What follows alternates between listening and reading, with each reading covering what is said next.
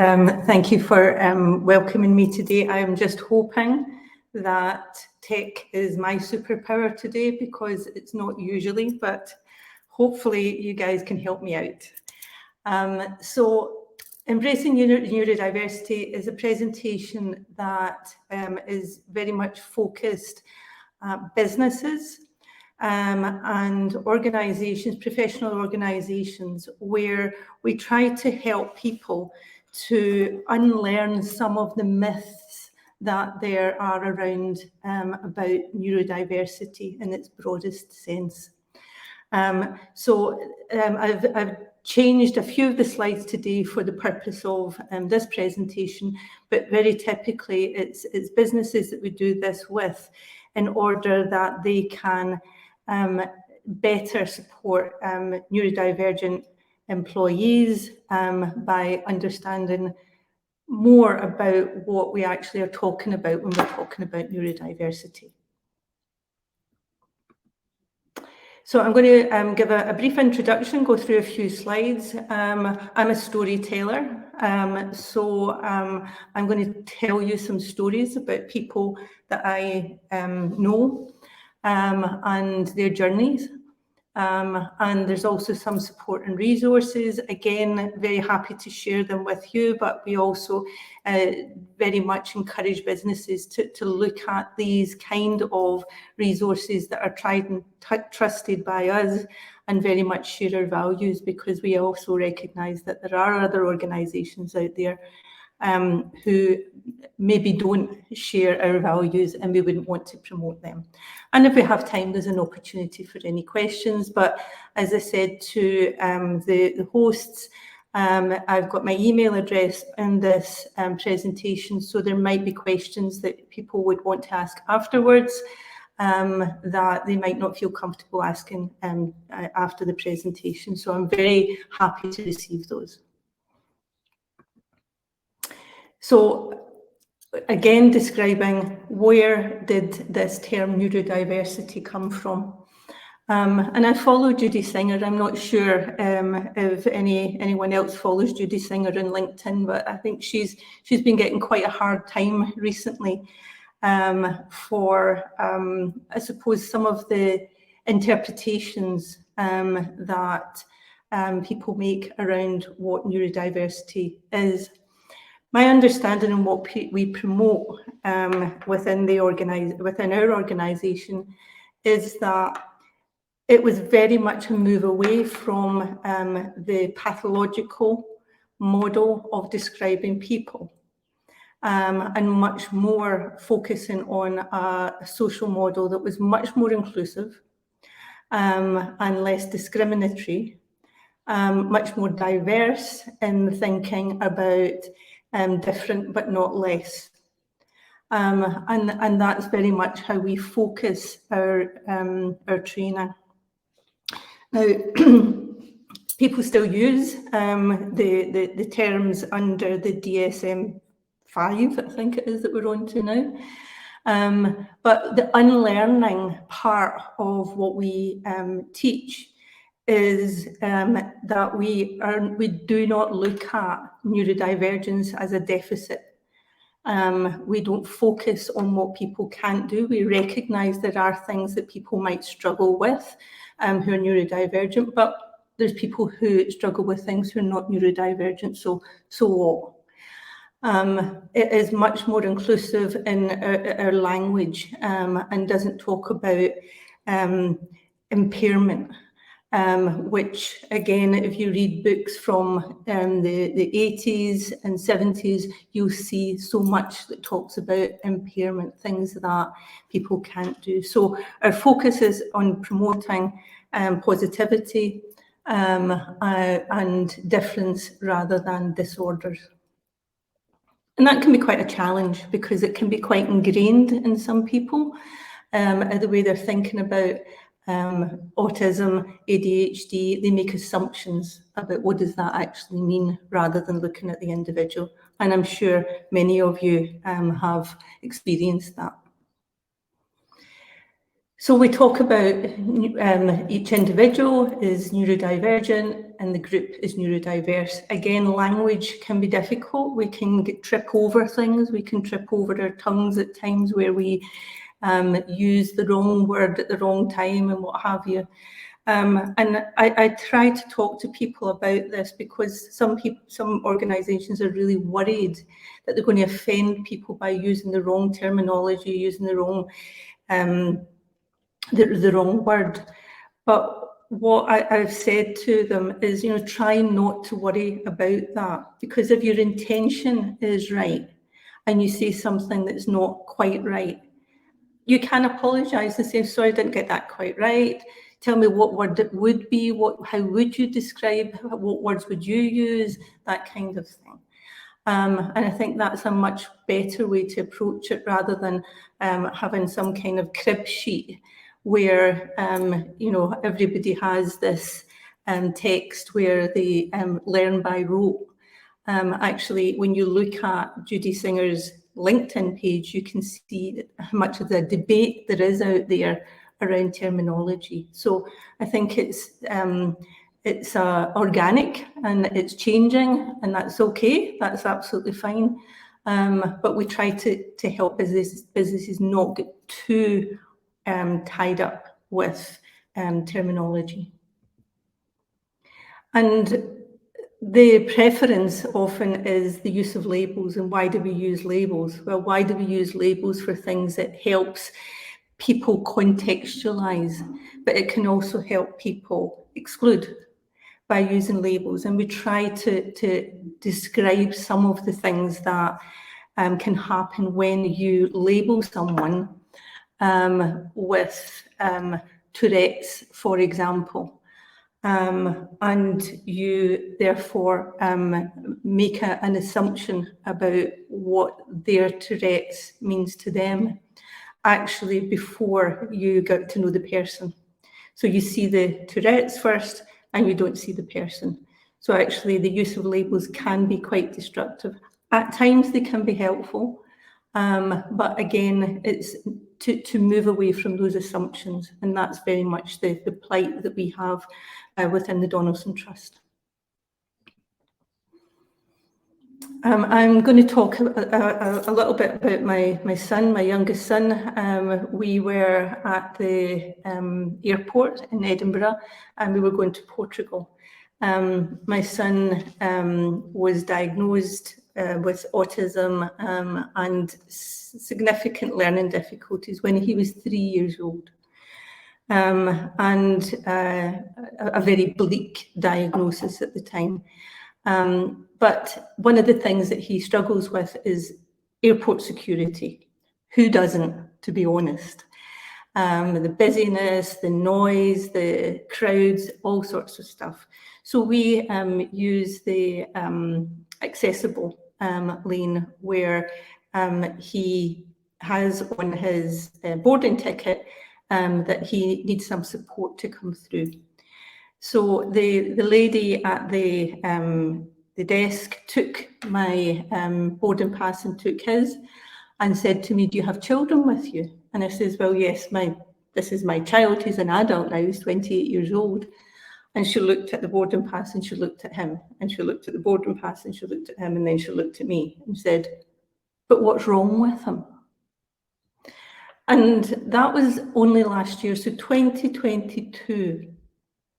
An international airport was questioning my son because he didn't look as though he had something wrong with him. If he had a wheelchair, if he had a stick, if he had dark glasses, that question would never have been asked. But the frustration that I had was that I couldn't help myself by saying nothing. He just needs a bit of support through this part of the airport. And I would be very keen for Edinburgh Airport to come and ask for some training from the Donaldson Trust, because I won't be the only person that would have been offended by that. But unfortunately, that's still in today's world. The other thing that we recognise is the levels of stress. And we when we're talking to businesses and workforces, we talk about a very common trend that we see in the young people that we work with. We work with young people from 5 through to 18, and we also work with adults, all who are neurodivergent. But we see a common thread of anxiety and stress, often brought on for different reasons, but the way that manifests itself in each individual can be very different. So a one-size-fits-all solution for stress and anxiety management within an organisation, we absolutely do not promote. And we have a much more person-centred approach, where when someone's coming into our organisation, we focus a lot on their stress and anxiety, what triggers stress for them, what kind of things makes them feel safe, what kind of thing makes them feel unsafe. And we put a plan together there. And we speak to lots of HR departments and say that actually this is not just appropriate for those who are neurodivergent. Actually, if you look at your whole staff team, there may be something in this, because all of us have different triggers for stress and anxiety. But again, there's sometimes that, as I say, one size fits all. This is what we do as an organisation to help our staff manage stress, and there's a nice ticked box, and let's move on. That's absolutely not what we promote. And in fact, quite the opposite, because I know in particular my son and my husband, who is also neurodivergent, when he gets very stressed, when they get very stressed, saying, just relax, just calm down, nice calm voice, often does the opposite effect. Don't talk to me, don't touch me, don't, just leave me alone. And I've learned better, but I recognise that in the young people that we work with. And sometimes the instinctive thing that I might want to do is exactly the opposite. So learning, what would you like me to do when you are in a position where you feel stressed? What's the best thing to do?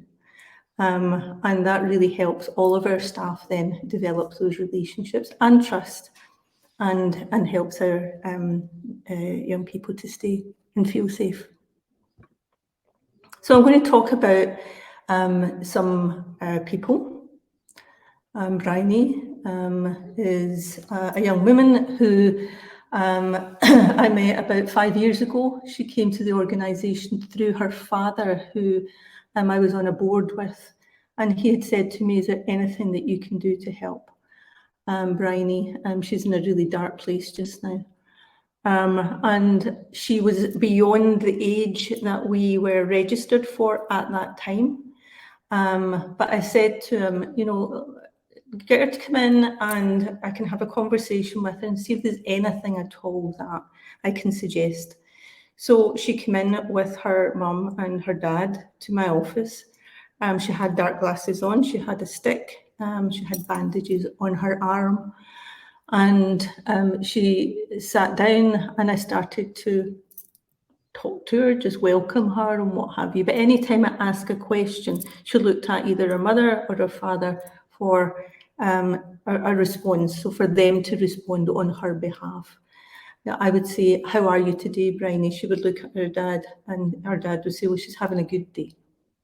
So it was almost like an elective mutism state that she was in, but had a very, very close bond with her parents. So I talked to her. I didn't get very, very much back, but she listened. And at the end of the meeting, I said, I'd be very happy if you wanted to come back to speak to me another time, Bryony. It's entirely up to you, but go away and have a think about it. But the only word she said to me that day was, yes. And that indicated she wanted to come back. So I thought, fine, not sure what progress we'll make. But the next time she came back on her own. Her mother was in the car park. And very, very slowly and quietly, she started to talk to me about her journey. And Bryony had been an A student at school. She'd went to a private school. She had done incredibly well, and her dream was to go to Cambridge to study English literature. She had been diligent in terms of everything that she needed to do to apply, to get the qualifications. She did all of it, and she applied, and she didn't get in. And what happened was Bryony's foundations started to crumble beneath her, because she had one story. And that one story was Bryony will finish school and Bryony will go to university. She didn't have an alternative in her head. So when she didn't get in, it was a door had closed.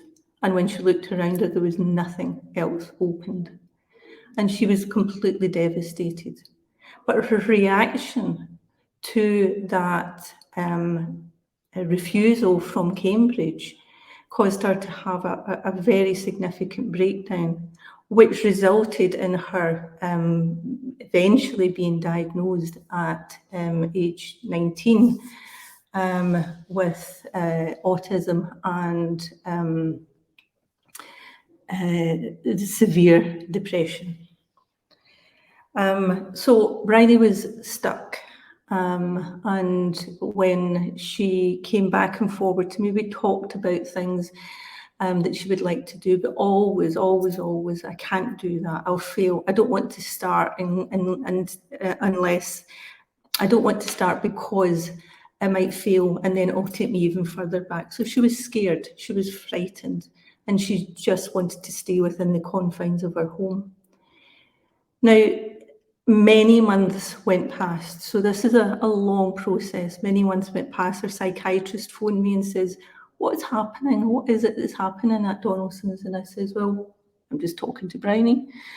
And he says, "Well, whatever it is, can you just keep doing it? Because there's more progress being made with you guys than there has with anybody else." So I'm thinking, I don't know what I'm doing. I'm just sitting talking to this woman. But anyway, she eventually started to tell me about some ambitions that she had. We had a person-centred planning meeting for her. I'm very happy to tell you more about that. Anybody who's interested, if you want to know more about that. But what came out is that she still wanted to write. That was her key thing. She wanted to write. So I said to her, "Why don't you write a blog for the Donaldson Trust?" "I couldn't do that possibly. Why are you asking me? There's so many people out there that are better than me. Why would you want me to do anything like that?" And I said, "Oh, just try." And through lots of backward forward persuasion, she did. And it was brilliant. And if you go onto the Donaldson Trust website, you'll see Bryony's blog. And she has a huge amount of introspection, a huge amount of empathy, and she sees things in a way that is very different in lots of ways from how I see things. But her ability to be able to see behind and underneath and above, where so often I'm looking at what's in front of me. It's beautiful, absolutely beautiful. And now, present day, Bryony is now an employee of the Donaldson Trust. She is a consultant who works for us. It's a paid position, as it should be, although she says, absolutely, I don't want paid, but she is. And what she does is it helps us with policy, helps us look at language, helps us look at how we present, because we very much encourage, from a recruitment point of view, neurodivergent employees into our organisation. So she, as well as some others, helps us with that. She does some volunteering now in museums around Edinburgh. So her confidence had built, but when I asked her what's changed for you, those words, "I feel safe." She felt safe within herself. She felt safe within the environment. She felt safe to speak. And that is, again, a thread that comes through in the feedback that we get from those who we work with. I'm going to talk about Graham. Graham is a student of mine a number of years ago in Glasgow. We ran a course called a transitions course. It was for young men at the time, no particular reason. It was just all young men that applied, or not applied, but they came onto the course through their social workers. But most of them had missed school because of being different, being bullied, being left out, being all of those horrible things that can really hurt people. And they came along to this transitions course really battered and bruised. Graham came from a very poor background, and he was a carer for his mother and his grandmother. Graham had been diagnosed with autism and ADHD when he was about 14 years old, and he had been really punished for that by the school that he went to in Glasgow. Now, he came along and he started to come out of his shell a little bit, but what I noticed with Graham was his fascination for all things tech. All things tech, computers. Anybody who had a problem with their computer called Graham. Graham, can you come and see? I don't know what it is. Now, sometimes it was as simple as switch it off and switch it on again, but he was the go-to person. And you've seen his confidence just come out because he felt as though he could do something and was being appreciated. Now, one day he said to me, can you come to Glasgow with me into the city centre because there's a Saturday job going in Game. And I said, yeah, of course. So I went with him and we got to the shop and he said, can you go in and get the application form? And I said, no, I'm not going to go in and get your application form. Come on. If you're going to do the Saturday job, you need to cross that threshold. I'll be here standing outside. We can rehearse what you're going to say, what have you, but I'm not going to do it. And he was not happy. He was frustrated. He was anxious. He was upset. He was all of those things, but he crossed that threshold. He went in, he got it. He came out, he was buzzing. And he went back, filled in the application form, got the job. And loved it. He was just one of those guys who were there in the olden days when people lined up for midnight when the new games came out. He would be there and he would always be the person who would be offering to do those extra shifts. So I lost touch with Graham and then met him a few years ago in Glasgow again and says, how are you doing, Graham? How have things gone for you? And he says, great. Absolutely great. And I says, what are you doing? And he says, well, after I left the Nautical College, I continued to work in Game, and I worked my way up and I worked my way up, and I'm now a regional manager for Game.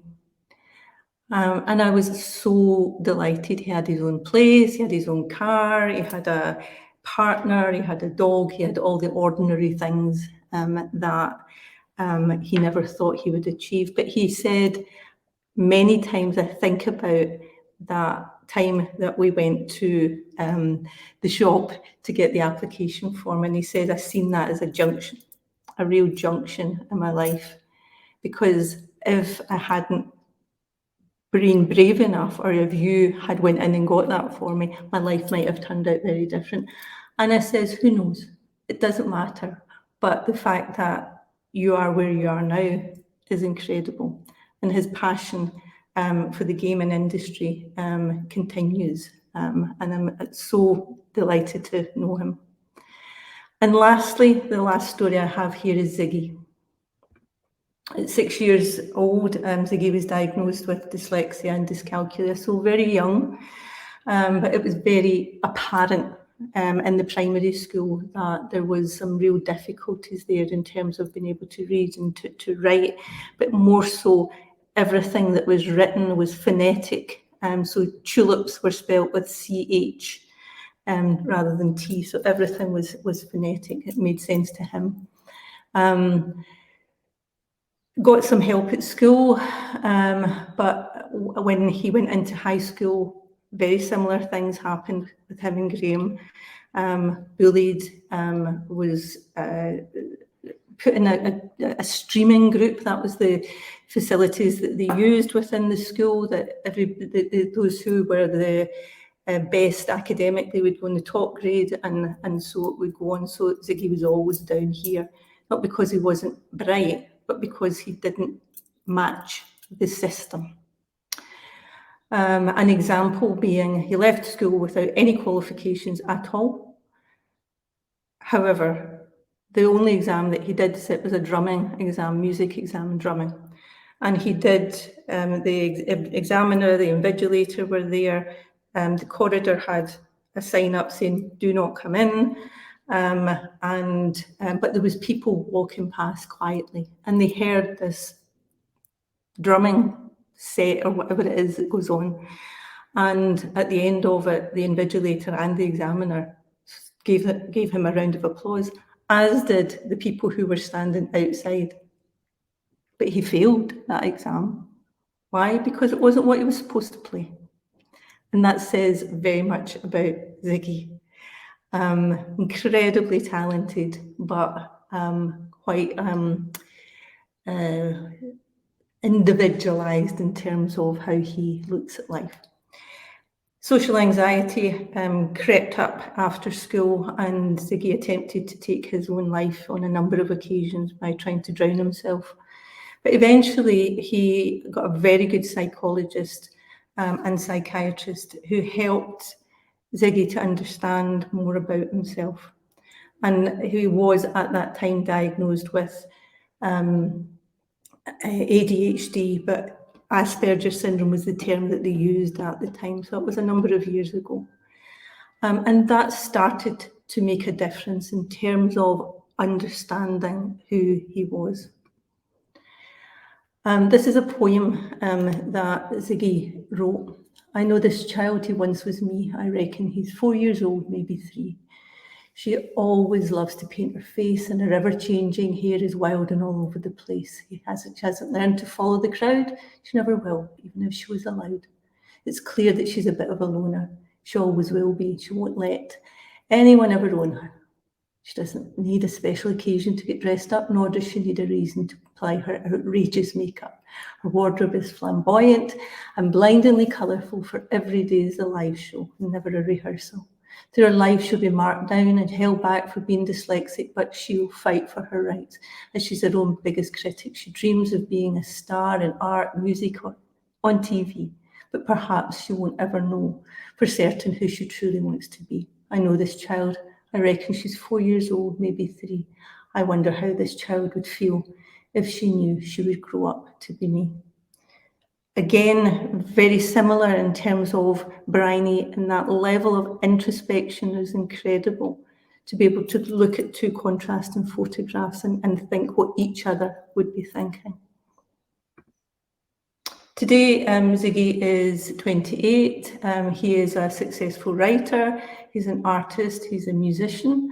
He's a social carer. He's a drag king.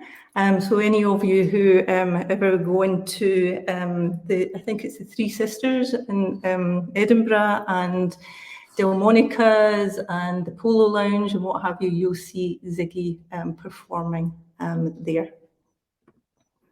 And Ziggy's also happy in his own skin. So Ziggy's a trans man, and he had his top surgery in November of last year. And a very happy person he is. I'm not sure that this is going to work. No, it's not. What I would say is that any of you who are interested in hearing Ziggy, lots of stuff on YouTube channels. Ziggy records himself, he records the backing vocals, he does the music, he does the makeup, he does the filming, he does it all on his own. How he does it, I do not know, but he does it. Ziggy also happens to be my other son, and that's why I know him so well. I'm very, very proud of him. And this is the last slide I have by a young woman called Kaya Stone. We've tied our self-worth to their statements, and at some point we must begin the slow and arduous process of breaking free and seeing we are more than they said we are. And I really like that, because for me, it gives that sort of foundation to what it is that we're trying to do as an organisation. See the person, not the diagnosis, see the person, not the condition, and recognise that we're all different. And actually, we're not less because we're different. My contact details, and again, these slides are with the hosts, and some resources to links of tried and trusted organisations that we work with. And that's me finished.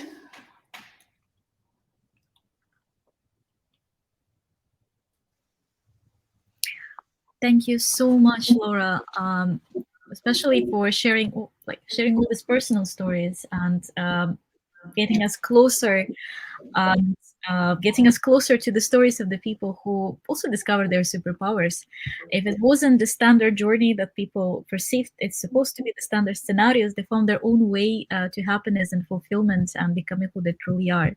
And thank you so much for helping them in this, because as a neurodivergent individual myself, like seeing this type of support and communicating and actually teaching and like sharing, educating the others on how to communicate and how to make things work without just reading books, having this misconceptions that like based on 10-year-old studies, because everything is updating. We're all humans and it's all about individual approach. And thank you so much for all the work that you are doing. You're very welcome. Very welcome. We're going to check quickly if we do have any questions on the platform. If I'm just going to see if there is anything on Baby. But again, we are also going to be sharing all the contact details. If there is something that you would like to ask, but you don't want to ask it publicly, again, we will be circulating all the information and the contact details. So you're more than welcome to ask your questions directly to Laura and her colleagues. And I think that nobody shared with me updates. I think that's going to be it. Thank you so much for your time, Laura. Thank you so much for joining us today. No problem. And keep in touch, please, if there's anything else that we can do. We're friends now, so please reach out again if you ever need us. Thank you so much. Thanks, Laura. Thank you. And going